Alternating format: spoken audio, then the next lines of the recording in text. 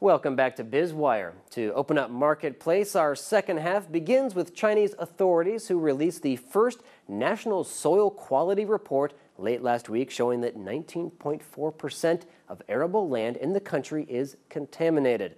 The report, based on over 7 years of tests on 6.3 million square kilometers of land, also found that 16% of the country's soil is polluted.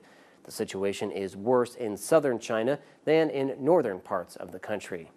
The Yangtze and Pearl River deltas and the northeastern industrial regions are among the worst polluted areas. According to the report, 83% of the affected land is contaminated with inorganic chemicals, the most common being cadmium, nickel, and arsenic. Wide usage of pesticides has also resulted in organic pollutants. More specifically, the cadmium contamination in southwestern and coastal regions increased by 50% compared to the level in the second half of the 1990s. This figure for northeastern and western China varies from 10 to 40%. Experts say these numbers are especially troubling because southwestern and northeastern parts of the country are where most domestic crops are grown.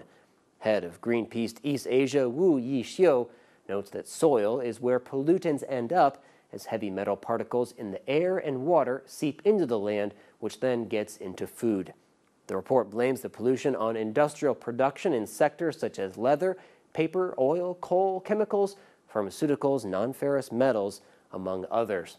200,000 square kilometers of arable land is contaminated by metals, and the estimated cost of restoring this land is nearly $1 trillion. Experts say that unlike air and water contamination, it is very difficult for soil pollutants to transfer, dissipate, or be diluted. And simply cutting the source of contaminants is not a cure for the polluted area. The report says that plans to treat soil include listing special protection zones and rolling out new regulations.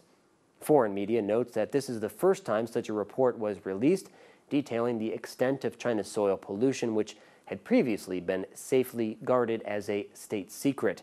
The Ministry of Land and Resources was quite blunt in their report, saying the situation offers no cause for optimism.